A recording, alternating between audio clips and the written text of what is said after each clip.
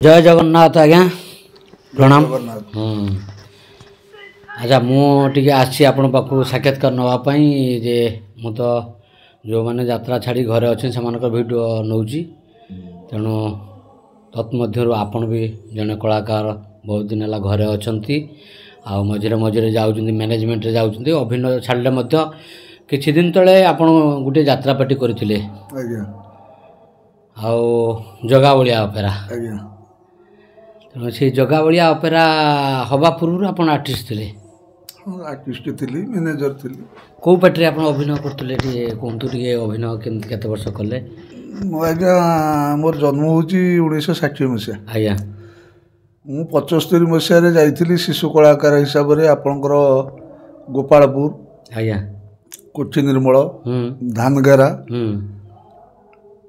यही सब पार्टी रे मु शिशु कलाकार भाव में काम करुली एवं मोर गुरु होउचंती प्रथम गुरु होउचंती दुर्योधन पंडा आज्ञा द्वितीय गुरु मोर हेले मु जेतले यात्रा लाइन की व्यापार हिसाब रे गली कि बुलिया पई गली सेतले मोर द्वितीय गुरु होउचंती स्वर्गत श्याम सुंदर महापात्र आज्ञा जे कि यात्रा सम्राट तापरे मु बहुत यात्रा पेटी रे अभिनय कली अभिनय करिकी तापरे शिशु कलाकार पर भी मु फीमेल पार्ट करची डांस करूतली सब करूतली डांस रे सेतले आपनकर गंधर बेरा से थिले डांस मास्टर रुतले नीलमणि नायक यांक गतुर सब मु डांस सिकुतली डांस करूतली सेतले होतला आपनकर मोर मनर अछि किसान मजदूर बसंत रास ई सब नाटिका चलीतला सेतले भी मु डांस करूतली कला परे तापर भी पार्ट करूतली आपनकर सारू पार्टी रे मु सामसार नाटक रखे हरि मारे के सी हरिया बाउरी करुले मु स्त्री कुब्जा करुली फीमेल पार्ट करची मेल पार्ट भी कर सारा मु मैनेजरी आरंभ कली प्रथम यात्रा पेटी हूँ मैनेजरी करवा आपणकर वन दुर्गा पर विश्वमाता अपेरा हाँ आज्ञा तापर साहानी साणी रे 2 वर्ष मु मैनेजर भाव रही जो कि साणी मास्टर थिले तापरे आपणकर सारला शिल्पी महल सारला शिल्पी महल मैनेजर भाव में काम करुली से आपणकर जानी भल अभिनेता से दिवाकर जेना क्षीर सीता जानी मोइन राउत स्त्री सीता सी भी थे से भल स्टाफ सब थिले नाटक कौन सब चलता से साणी कथा कहूँ साणी से चली आपणकर शताब्दीर जंत्रणा आज्ञा भगवान आज काठगड़ा बढ़िया नाटक अंत सारंगर कला हाथ से भी अंत सारंगर तापर आपणकर चलीला सालबेग भक्त सालबेग दुकाना सब नाटक से साणी चली से मैनेजर भाव में काम करी एवं सेतबले भी मोर मनर अच्छी आपण राजू दास बोलिकी राहामा जने भल अभिनेता थे दुर्दांत लोक सी भगवान आज काठगड़ा गोटे पार्ट करुले सी अचानक नुची घर को पलैले मु मैनेजर हिसाब से थाए मो साइज रे गोटे मैनेजर थिला सी बीरह बोलिकी सी से ट्रक फ्रक जाती आनिया पार्टी से जाए कमिटी ट्रक दिए ट्रक नहीं राति आसती सकाल पार्टी शिफ्ट हुए मु सदाबले कहे पार्ट मान करी साणी मास्टर कहले साणी मास्टर कहती तू जब मत 2 मासर दरमा छाड़ी को मंच उपरको जावाई मुझे तुमको छाड़ी क्या मोर मैनेजमेंट लोक दरकार ना कौन ना गोटे एमती माने क्रिटिसाइज कलार मो सागर कथा हूँ से जो ताकू से भगवान आज काठगड़ा पार्ट का से जो मो साइज रे थे बीरजेना बोलिकी सी से आगुरी भी पार्ट करुले करू बयस दृष्टि मैनेजमेंट रे से दिन ट्रक पे पटे दी आपणकर ये जखपुरा पाखे कौन से गोटे भल हेंगुला यात्रा से यात्रा होता मुझे ट्रक पे पटे दी सी न आसो କିନ୍ତୁ ତା ଖାତାଟିକି ମୁଁ ରଖିଛି, ଯେଉଁ ପାର୍ଟ ଖାତାଟି ତାକୁ ଦେଇଛନ୍ତି ରାତିକି ପାର୍ଟ କରିବି ବୋଲି, ସେ ଖାତାଟିକି ମୁଁ ରଖିଛି। ରଖି ମୁଁ ତାକୁ ଦିନ ମାନ ପାର୍ଟକୁ ଦେଖୁଛି। ସାଣେ ମାସଟେ ଭାରି ଏକଦମ ଇଏ ଟାଇପ ଲୋକ, କହିଲେ ହଉ ତୁମେ କ'ଣ ବଟେଇ ଦେଲ, ବଟେଇ ଦେଇକି ଏଠି ତୁମେ ରହିଛ, ରାତିରେ ପାର୍ଟ କରିବୁ କି? ସେତେବେଳେ ଭମରା ବାବୁ, ସୁକ ଓଝା ଏସବୁ ଥାଆନ୍ତି। ମୁଁ ନା ଗିରିଶ ବଳ ମରିଗଲେଣି, ଗିରିଶ ବଳ ଏସବୁ ଭଲ ଅଭିନେତା ଥିଲେ। ମଇନ ପଣ୍ଡା ସେତେବେଳେ ଛାଡ଼ିକି ଆପଣଙ୍କର ଗଲେଣି। ଆଚ୍ଛା, ଅଶୋକ ରାଉତ ଥିଲେ ସେତେବେଳେ? ଅଶୋକ ରାଉତ ଥିଲେ। ଆଚ୍ଛା, ଆଉ ମଇନ ବାବୁ ସେତେବେଳେ ଯାଇକି ଆପଣଙ୍କର ନା ବାଣେଶ୍ୱରରେ ଥିଲେ। ମୁଁ ଥିଲାବେଳେ ସେ ବାଣେଶ୍ୱରରେ ଥିଲେ। ସେ ଆସନ୍ତି, କଥାବାର୍ତ୍ତା ହଉ। ମୁଁ କହିଲି ହଉ, ଯଦି ନ ହେଇଛି ମୁଁ କରିଦେବି ପାର୍ଟ। କହିଲା କରିଦେବ? ମୁଁ କହିଲି ହଁ କରିବି ଆଜି। ଆଉ ସେତେବେଳେ ବି ମୁଁ ଦାଢ଼ି ଟିକେ ଟିକେ ରଖିଥିଲି, ଆଉ ଦାଢ଼ି ଫାଡ଼ି ମେକଅପ୍ ହେଇକି ପାର୍ଟକୁ କଲି। ପୂର୍ଣ୍ଣ ଦାସ ବି ଥାନ୍ତି ସେତେବେଳେ, ନକୁଳି ପାତ୍ର ବି ଥାନ୍ତି, ନକୁଳି ସାର୍ ଥାନ୍ତି। ସିଏ କହିବେ ସେ ପାର୍ଟଟା କମିକି ପାର୍ଟଟା ମୁଁ ଯାଉଛି ଆଜି ଲାଇଟ୍ଟା କାଟିଦେବି, କି ନକୁଳି ସାର୍ କହିବେ ଇଏ ବାହାରିବ ଲାଇଟ୍, ଲାଇଟ୍ କାହିଁକି ଆଲୋକ ଇଏ ବାହାରିବ। ମୁଁ କିନ୍ତୁ ଯାତ୍ରାଟାକୁ ଦେଖେ। ଫକୀର ସାହାଣୀଙ୍କର ଯେତେ ଖଣ୍ଡ ନାଟକ ହୁଏ ଭାରି ଭଲ ହୁଏ, ଏବଂ ମୁଁ ତାକୁ ରାତିରେ ଯୁଆଡ଼େ ଯାହା ଯାଇଥାଏ ଆସିକି 2 ଘଣ୍ଟା ଯାତ୍ରା ଦେଖେ। ଆଉ ମୁଁ ଦେଖୁଥିଲି ରାଜୁ ଦାସ କରୁଥିଲେ ସେ ପାର୍ଟକୁ, ଆଉ ମୁଁ କଲି ସେ ପାର୍ଟକୁ। ଆଉ ତାପରେ କ'ଣ ହେଲା?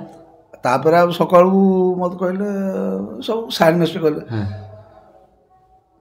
କହିଲେ କ'ଣ କରିଦେଲା ପାର୍ଟଟାକୁ ଯେମିତି ହେଲା। ଆଉ ମୁଁ କହିଲି ସାର୍ ଆପଣ କହିଥିଲେ ମାଷ୍ଟର, ଆପଣ କହିଥିଲେ ମୋତେ ଯଦି 2 ମାସର ଦରମା ଛାଡ଼ି ଦିଅନ୍ତୁ, ମୁଁ ତଥାପି ମୋ ମଞ୍ଚ ଉପରକୁ ତୋତେ ଛାଡ଼ିବିନି, ମୁଁ ଛାଡ଼ିବିନି।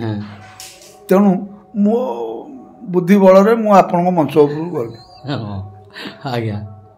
ଯୁଆରେ ସେ ସ୍ୱତନ୍ତ୍ର ତାଙ୍କ ପାଇଁ ଗୋଟେ ମ୍ୟୁଜିକ୍ ହେବ। ସେ ଯେତେବେଳେ ଯିବେ ଯାଇକି ବସିବେ କେଉଁଠି, ମ୍ୟୁଜିକ୍ ପାଖରେ, ସାଣୀ ମାଷ୍ଟର ପାଇଁ ଗୋଟେ ମ୍ୟୁଜିକ୍ ହେବ। ପୁରସ୍ତମ ଭଗବତୀ ଥିଲେ। ଆଚ୍ଛା, ତାପରେ ଆଉ ଆପଣଙ୍କର ବିନୋ ପଣ୍ଡା ଭଲ ଷ୍ଟାଫ୍ ପ୍ରତିବର୍ଷ। ଏମିତି କେତେ ବର୍ଷ ଚାଲିଲା? 18 ବର୍ଷ ଆଜ୍ଞା। ଯାତ୍ରାପାଟି ମାଲିକ ହିସାବରେ 18 ବର୍ଷ ସଂସ୍ଥା। 18 ବର୍ଷ ଆପଣଙ୍କର 92 ମସିହାରୁ ହିସାବ 10, 18 ବର୍ଷ ପରେ ଚାଲିଛି। ଆଚ୍ଛା, ପାଟି ତ ଭଲ ଚାଲିଥିଲା, ଭଲ ରୋଜଗାର ହେଉଥିଲା, ସବୁ କିଛି ଠିକ୍ ଚାଲିଥିଲା। ଆଜ୍ଞା। ବନ୍ଦ ହେବାର କାରଣ କ'ଣ? ବନ୍ଦ ହେବାର କାରଣ ଆଜ୍ଞା, ମୁଁ ଆପଣଙ୍କର ଦୁର୍ଗା ପୂଜା ଯାତ୍ରା କରିବାକୁ ଆପଣଙ୍କର ମୁଁ ଯାଇଥିଲି ମେଲଛାମୁଣ୍ଡା ଥାନା ଭିତରକୁ। ଆଜ୍ଞା।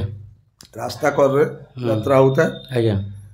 କିନ୍ତୁ କେଉଁଠି ଜୁଆ ଖେଳ ହେଉଥିଲା ମୁଁ ଜାଣିନି। ଦୁର୍ଗା ପୂଜା 7ମ, 8ମ, 9ମ, 10ମ ପାଇଁ ମୁଁ ଯାଇଥିଲି ସେତେବେଳେ। ଆଜ୍ଞା। 7ମ ଗଲା, 8ମ ଗଲା, 9ମ ଦିନ ଆଜ୍ଞା ମୁଁ ରାତି 2ଟା ବେଳେ ମୁଁ ଆଇଛି କେଉଁଠୁ, ପେଞ୍ଜୁରୁମରୁ ଆସିକି ମୁଁ ଯାହା ଖାଇଛି, ଖାଇସାରି ଭିତରେ ସେ ବସ୍ 2ଟା ପାସ୍ କଲା। କ'ଣ ବସ୍ 2ଟା ଗଲା, ଫୋର୍ସ ବସ୍। ମୁଁ ସେଇଠୁ ସାଙ୍ଗେ ସାଙ୍ଗେ ସ୍କୁଲ ଘରକୁ ଗଲି। ଆଉ ମୁଁ ଯାଇ ପହଞ୍ଚିଲା ବେଳକୁ ତ ଯାଇଛନ୍ତି 2ଟା ବସ୍ରେ ଯେତେ ଜଣ ଆସିଥିବେ, ତାପରେ ଗୋଟେ ଗାଡ଼ି ଯାଇଛି, ଛୋଟ ଗାଡ଼ି, ସେଥିରେ SP ଅଛନ୍ତି। ଗଲେ ତ ପିଟିଲେ, ଆଉ ଲାଇଟ୍ ଫାଇଟ୍ ଗୋଡ଼େଇକି ଭାଙ୍ଗିଲେ। ଆଉ ଅର୍ଗାନ ପେଡ୍ ମ୍ୟୁଜିକ୍ କତିରେ ଯାହା ଥିଲା ଜିନିଷ ତାକୁ ସବୁ କେବଳ ଚମଡ଼ା ଯନ୍ତ୍ରକୁ ଛାଡ଼ିକି ସବୁ ଏମିତି ଆପଣଙ୍କର ସେତେବେଳେ ଷ୍ଟେଜର ବକ୍ସ ଥିଲା, ତାକୁ ସବୁ ଫୋପାଡ଼ି ଦେଲେ ସେ ବସ୍ ଭିତରକୁ, ତାଙ୍କରି ବସ୍ ଭିତରକୁ ଫୋପାଡ଼ିକି ନେଇଗଲେ। ଆଉ ନେଇକି ଷ୍ଟେଜ୍ ଉପରେ ସେତେବେଳେ ବିନୋ ପଣ୍ଡା ଥିଲେ, ଆଉ 2-4 ଜଣ ଥିଲେ, ତାଙ୍କୁ ନେଇଗଲେ। ମ୍ୟୁଜିକ୍ ଷ୍ଟାଫ୍ ବୋଧେ 6-7 ଜଣ ତାଙ୍କୁ ବି ନେଇଗଲେ। ଏବଂ ଯାହାକୁ ପାଇଲେ ଆପଣଙ୍କର ଦର୍ଶକ କତୁରୁ, କମିଟି ବାଲା କତୁରୁ, ଏମିତି 50-51 ଜଣ ନେଇଗଲେ। ଆଉ ନେଇଗଲା ପରେ ମୁଁ ଦେଖୁଛି ସବୁ, କିଛି କରିପାରୁନି କି ଯାଇପାରୁନି ସାମ୍ନାକୁ। ପୋଲିସ ପାୱାର ପାଖରେ କ'ଣ କରିବ? ଆଉ ତା ପରଦିନ ମୁଁ ଯାଇକି ପହଞ୍ଚିଲି ଆପଣଙ୍କର ସେ ଥାନାକୁ ଗଲି ମେଲଛାମୁଣ୍ଡାରୁ ସେ ନେଇଗଲେ କେଉଁଠି, ସୋହେଲାରୁ ବରଗଡ଼ରୁ ସିଧା ସୋହେଲା ଜେଲକୁ ପଠେଇ ଦେଲେ। ଆଉ ଗୋଡ଼େଇ ଗୋଡ଼େଇକି ମୁଁ ବହୁତ ଆପଣଙ୍କର ହାଇକୋର୍ଟ କତରୁ ଏମିତି ସବୁଆଡ଼େ ବୁଲି ବୁଲିକି କାରଣଟା କ'ଣ ରହିଲା? କିଛି ନାହିଁ, ଜୁଆ ଖେଳ ହଉଥିଲା, ତାଙ୍କର ଜୁଆ ଖେଳ ଗଣ୍ଡଗୋଳକୁ ନେଇକି ଯାତ୍ରା ଉପରେ ପ୍ରଭାବ ପଡ଼ିଲା। ଆଚ୍ଛା, ସେତେବେଳେ ସେ ଯେଉଁ ଏସ୍ପି କିଏ ସେ ଲେଡିଜ୍ ଥିଲେ? ଲେଡିଜ୍ ଥିଲେ ଟିଙ୍କି ପାନ୍ ସୋରିଆ। ଆଚ୍ଛା, ନନ୍ ଓଡ଼ିଆ। ହଁ, ସେ ଥିଲେ। ସେ କ'ଣ କହିଲେ ନାଁଟା? ଟିଙ୍କି ପାନ୍ ସୋରିଆ। ଆଚ୍ଛା, ଆଜି ପର୍ଯ୍ୟନ୍ତ ମନରେ ଅଛି ଟିଙ୍କି ପାନ୍ ସୋରିଆ। ହଁ, ଏଇଟା ବରଗଡ଼ ଡିଷ୍ଟ୍ରିକ୍ଟର ଘଟଣା? ଆଜ୍ଞା, ବରଗଡ଼ ଜିଲ୍ଲା ମେଲଛାମୁଣ୍ଡା ଥାନା।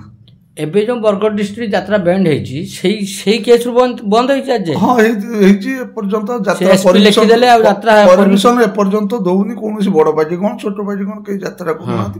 ଫ୍ରି ଶୋ ଯାତ୍ରା ହଉଛି। ହଁ, ଫ୍ରି ଶୋ ହଉଛି। ହଁ ହଉଛି, କିନ୍ତୁ ବିଜନେସ୍ ମ୍ୟାଟରରେ ହଉନି। ନା ଟିକେଟ୍ ସେଲ୍ ଯାତ୍ରା ନାହିଁ। ଆଚ୍ଛା, ତାହେଲେ ସେଇ କେସ୍ରୁ ଏଇ ଘଟଣା ଘଟିଛି ପୁରା।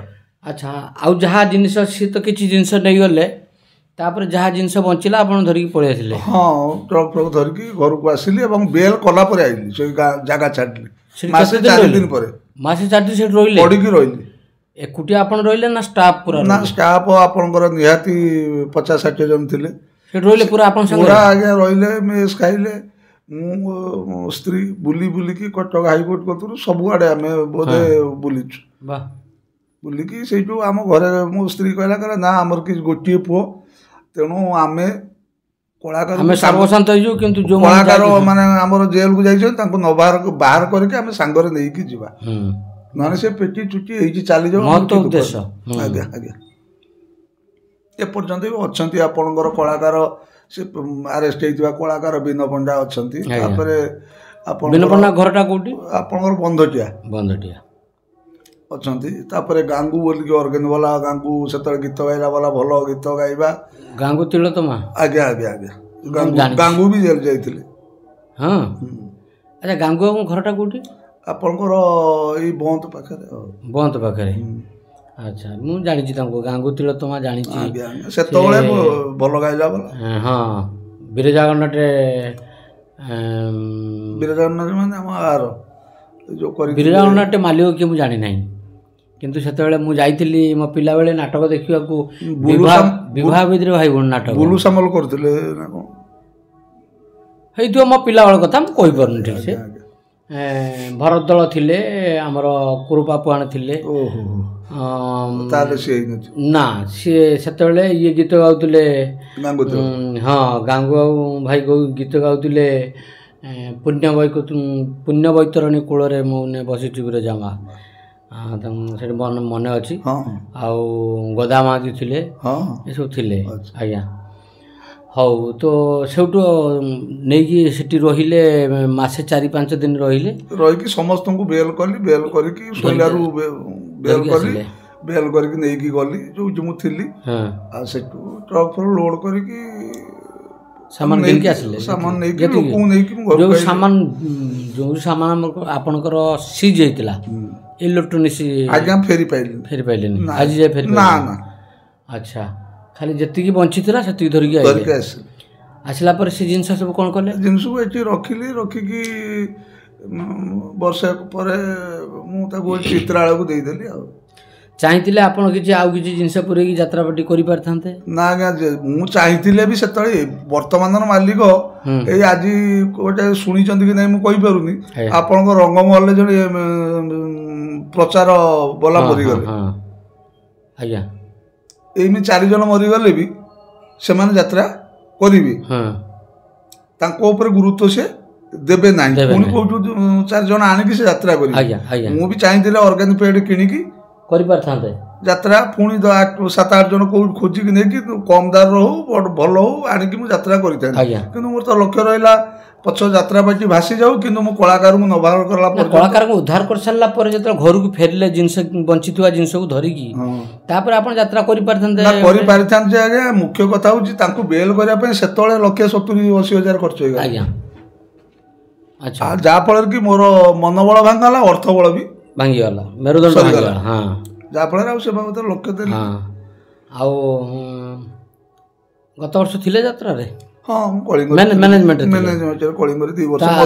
ଆଚ୍ଛା, କଳିଙ୍ଗ 2 ବର୍ଷ। ତା ପୂର୍ବରୁ ଆପଣଙ୍କର କଳିଙ୍ଗ ପୂର୍ବରୁ ମୁଁ ଥିଲି ଇନ୍ଦ୍ରଭୁବନ ପୂର୍ବରୁ ସ୍ୱର୍ଣ୍ଣମହଲରେ ରହିଥିଲି। ସ୍ୱର୍ଣ୍ଣମହଲ କେତେ ବର୍ଷ ଥିଲେ? ସେ ଗୋଟିଏ ବର୍ଷ ତୁଳସୀ ବି ମ୍ୟାନେଜମେଣ୍ଟ ଆଜ୍ଞା ତୁଳସୀ ଗୋଟିଏ ବର୍ଷ। ଆଚ୍ଛା ହଉ ମ୍ୟାନେଜମେଣ୍ଟ ରହୁଛନ୍ତି। ଆଉ ଏ ବର୍ଷ କାହିଁ ଗଲେ ନାହିଁ? ଗଲେନି ଯେ ଘରେ ସମସ୍ୟା ପାଇଁ ଜାଗା ବାଡ଼ି। ଆଚ୍ଛା ଆଉ ଆଗାମୀ ଦିନରେ ଯିବେ ନା ଯିବେନି? ହଁ ସୁବିଧା ମିଳିଲେ ମୁଁ ଯିବି। କାହିଁକି ମତେ ତ ବୟସ ତ ଅଛି ନା ବୟସ ଆଜ୍ଞା କୋଉଠି ଅଛି ବୟସ ମୁଁ ତ ଯାଏ ମତେ ମଧୁବାବୁ କତୁରୁ ଆରମ୍ଭ କରି ସମସ୍ତେ ବୟସ୍କ ତାଙ୍କଠୁ ମତେ 65 ବର୍ଷ ହେଇଗଲେଣି। 65 ହେଲାଣି। ହଁ 65 ହଉ ମତେ ବି 50 ହେଲାଣି ସେ କଥାଟା ସିଏ ନାହିଁ। ଆପଣ ଫିଜିକାଲ ଫିଟନେସ୍ ଠିକ୍ ଅଛି ଆପଣ 65 ହେଲେ ମଧ୍ୟ ଆପଣ ଆଉ 10 ବର୍ଷ ରହିପାରିବେ ଚାହିଁଲେ ଯାତ୍ରା ରହିପାରିବେ। ସେଇଥିପାଇଁ କହିଲି ମୁଁ ବାଧ୍ୟ କରୁନାହିଁ ଯେ ଆପଣ ଯାଆନ୍ତୁ। ନା ନା ନା ମୁଁ ଆଜ୍ଞା ଚାହିଁଲେ ଯାଇପାରିବେ। ମୁଁ ଯେତେବେଳେ ଶୁଣନ୍ତୁ ଘରେ ରହିଯାଉଛି ଏଇ ରହିଗଲିଣି ମୋ ରାତିରେ ବି ଯାତ୍ରା କଥା ମନେ ପଡୁଛି କାହିଁକିନା ଉଠି ପଡ଼ିକି ମୁଁ ଯିମି ପଇସା ପାଇଁ ମୋ ଡ୍ୟୁଟି ଢୋଳଉଥିଲି ଉଠି ପଡ଼ିନି ତାଙ୍କର ସଇଲାଣି କାଉଣ୍ଟର ହିସାବ ପତ୍ର ସଇଲାଣି ମୁଁ ଯାଇ ପଇସା ଆଣି ମୋ ଡ୍ୟୁଟିଟା ଏଗୁଡ଼ା ବି ମଝିରେ ମଝିରେ ବେଶୀ ଦିନ ଗ୍ୟାପ୍ଟା ମାତ୍ର 5-6 ମାସ। ହଉ ଠିକ୍ ଅଛି ଆପଣ ଯାତ୍ରାକୁ ଯାଆନ୍ତୁ ଆସନ୍ତୁ ଆମେ ୱେଲକମ୍ କରୁଛୁ। ତ ଆପଣଙ୍କର ଫ୍ୟାମିଲି ବର୍ତ୍ତମାନ ଭାଉଜ ଆପଣ ଆଉ ପୁଅ ବୋଉ ଏବଂ ନାତୁଣୀ ଦୁଇଟି। ଆଜ୍ଞା। ଆଚ୍ଛା ଭାଉଜ କ'ଣ ଦୀକ୍ଷା ନେଇଯାଇଛନ୍ତି ମୁଁ ଦେଖିଲି? ହଁ ସେ ତ ଗୌଡ଼ ଦୀକ୍ଷା ନେଇଛନ୍ତି। ହଁ ବୈଷ୍ଣବ ଦୀକ୍ଷା ନେଇଛନ୍ତି। ଆପଣ କାହିଁ ନେଇନାହାନ୍ତି? ନା ଆଜ୍ଞା ମୁଁ ଆଚ୍ଛା ଆପଣ ମନ ଆପଣ 5 ନା ମୁଁ ଚଳିପାରିବିନି କାରଣ ସେ ଠିକ୍ ଅଛି 5 ମନ 25 ପ୍ରକୃତି ମୋ ସ୍ତ୍ରୀରେ ଯୋଉ ବାଟେ ଯିବ ମୁଁ ଯେ ଯିବି ସେମିତି କିଛି ସେ ଗୋଟେ ଭଲ ମାର୍ଗରେ ଯାଇଛନ୍ତି ଦୀକ୍ଷିତ ଠାକୁରଙ୍କ ସେବା କରିବାକୁ ଯାଇଛନ୍ତି ଗଲେ ମୁଁ ମୋର ପାରିବି ନାହିଁ ମୁଁ ଟିକେ ଆଭଏଡ୍ କରିକି ରହିଛି କିଛି ଅସୁବିଧା ତାଙ୍କୁ ତ ଆଭଏଡ୍ କରୁନି ମୁଁ ଟିକେ ଠାକୁରଙ୍କ ପାଖରୁ ପାଖାପାଖି ଥିଲେ ମଧ୍ୟ ଦୀକ୍ଷିତ ହେଇପାରୁନାହିଁ ତା ମାନେ ଆପଣ ଠାକୁରଙ୍କୁ ଡାକୁନାହାନ୍ତି ସେ କଥା ମୁଁ କହୁନାହିଁ। ଆଚ୍ଛା ତାପରେ ମୁଁ କହିବା କଥା ଏଇ ଯେଉଁ ପୁଅ କ'ଣ ଚାକିରି କରିଛନ୍ତି? ସେ ଗୋଟେ ବୁଲେଟ୍ ଶୋରୁମ୍ରେ ମ୍ୟାନେଜମେଣ୍ଟ କରୁଛି। ଆଚ୍ଛା ବଢ଼ିଆ କଥା। ସେଠି ସେ ଫ୍ୟାମିଲି ନେଇକି ରହୁଛନ୍ତି ମଝିରେ ମଝିରେ ଘରକୁ ଆସୁଥିବେ ବୁଲିବାଲି ଯାଉଥିବେ ମୋଟାମୋଟି ସୁଖ ଶାନ୍ତିରେ ଅଛନ୍ତି? ହଁ ସୁଖରେ ଅଛି ଆଉ। ସୁଖରେ ଅଛନ୍ତି ଆଉ ଘର ଦେଖିକି ଭଲ ଦେଖିକି କ'ଣ ଜାଣିପାରୁନି ସୁଖ ଶାନ୍ତିରେ ଅଛନ୍ତି ଭଲ ଅଛନ୍ତି କଳାକାର ଲୋକ ଭଲ ରୁହନ୍ତୁ। ଆଉ ଆସିକି ବୁଲିକି ଗଲି ଭଲ ଲାଗିଲା ହେଉଛି କଥା। ଭିଡ଼ିଓଟା କରିବାର ଉଦ୍ଦେଶ୍ୟ ହେଉଛି ଆପଣ ଜଣେ ବିଗତ ଦିନରେ ଯାତ୍ରା ପାର୍ଟି କରିଥିଲେ ଭଲ ହଉ ମନ୍ଦ ହଉ ଗୋଟିଏ ସଂସ୍ଥା ଥିଲା ଆପଣଙ୍କର 120 ଲୋକ ହୁଅନ୍ତୁ କି 110 ଲୋକ ହୁଅନ୍ତୁ କି 90 ଲୋକ ହୁଅନ୍ତୁ ରହୁଥିଲେ ବଞ୍ଚୁଥିଲେ ଆଉ ହଁ ପରିବାର ବଞ୍ଚୁଥିଲେ 100 ଲୋକ ବଞ୍ଚୁନଥିଲେ 100 ଲୋକର ପରିବାର ବଞ୍ଚୁଥିଲେ। ତେଣୁ ଆଜି ବନ୍ଦ ହେଇଯାଇଛି କୌଣସି କାରଣରୁ ବନ୍ଦ ହେଇଯାଇଛି ବନ୍ଦ ହେଇଗଲା ସେଇଟା ବଡ଼ କଥା ନୁହେଁ କିନ୍ତୁ ଆପଣ ମନ ଭିତରେ ସେ ଭଲ ପାଇବାଟା ଅଛି ଆଉ ଯାତ୍ରାଟା ନ ହଉ କିନ୍ତୁ କଳା ପ୍ରତି ଭଲ ପାଇବାଟା ଅଛି। ମୁଁ ଯେତେବେଳେ 15-16 ବର୍ଷରୁ ମୁଁ ଯାଇଥିଲି ଆସିକି 65 ହେଲାଣି କଳା ସହିତ ମୁଁ ଜଡ଼ିତ ମୋ ସହିତ ବି କଳା ଜଡ଼ିତ ଏବଂ ରାତି ଯେଉଁ 6 ଘଣ୍ଟା 5 ଘଣ୍ଟା ଶୋଉଛି ତା ଭିତରେ ବି ନିଦ ମଝିରେ ଭାଙ୍ଗୁଛି ସେ ମାଇକ୍ ବାଜି ଯାଉଛି ସାଉଣ୍ଡ ବାଜି ଯାଉଛି ଏମିତି ବି ହଉଛି ଯାହା ଫଳରେ କି ନହେଲେ 5 ବର୍ଷ ଯାତ୍ରା କେତେ ପଢ଼ିଛନ୍ତି? ନା ଆଜ୍ଞା ମୁଁ ଅଷ୍ଟମ ପଢ଼ିଥିଲି ଯାଇଛି। ଅଷ୍ଟମ ପଢ଼ିଥିଲି ଯାଇଛନ୍ତି ହଁ ଆଚ୍ଛା ସେଉଠି ଏବେ ଘରେ ତାହେଲେ ଖାଲି ବୁଲାବୁଲି କରିବା କଥା ଏଇ ଜମିବାଡ଼ି କଥା ବୁଝିବା କଥା ଆଉ ନା ଜମିବାଡ଼ି ବି ଭାଗ ଦେଇଦେଇଛି ମୁଁ ଯାତ୍ରା ବାଡ଼ିରେ କ୍ଷତି କରିନି ଯାତ୍ରା ବାଡ଼ିରୁ ମୁଁ 4 ଏକର ଜମି କିଣିଛି। ଆଚ୍ଛା ଆଚ୍ଛା ଆଚ୍ଛା ହଁ ଧନ୍ୟବାଦ ଧନ୍ୟବାଦ। ତେଣୁ ତାକୁ ଭାଗ ଦେଇଦେଇଛି। ପୁଅ ପାଠ କେତେ ପଢ଼ିଛନ୍ତି? ପୁଅ +2 ପଢ଼ିକି ଭଲ ଭଲ ହେଉଛି କଥା। ହଉ ଯାଉ ଆପଣଙ୍କ ସହିତ ବସିକି ଆପଣଙ୍କ ପର୍ସନାଲ୍ ହିଷ୍ଟ୍ରି ଟିକେ ଶୁଣିଲେ ଏଇଟା ଭାରି ଖୁସି ଲାଗିଲା ଆନନ୍ଦ ଲାଗିଲା। କାହିଁକି ଯାତ୍ରା ବନ୍ଦ ହେଲା ବରଗଡ଼ରେ କାହିଁକି ଯାତ୍ରା ହେଉନି ଏସବୁ କଥା ଆମେ ଜାଣିନଥିଲୁ ମୁଁ ବି ଜାଣିନଥିଲି। ବରଗଡ଼ରେ ଯାତ୍ରା ବନ୍ଦ ହେଇଛି ମୁଁ ଜାଣିଛି କିନ୍ତୁ କାହିଁକି ବନ୍ଦ ହେଇନଥିଲା ମାନେ ବନ୍ଦ ହେଇଛି ମୁଁ ଜାଣିନଥିଲି ଏଇଟା ତାର ପ୍ରକୃତ ରହସ୍ୟ ଜଣାପଡ଼ିଲା ଏଇଟା ହେଉଛି ବଡ଼ କଥା। ହଉ ରହୁଛି ଆଜ୍ଞା ଜୟ ଜଗନ୍ନାଥ। ଜୟ ଜଗନ୍ନାଥ।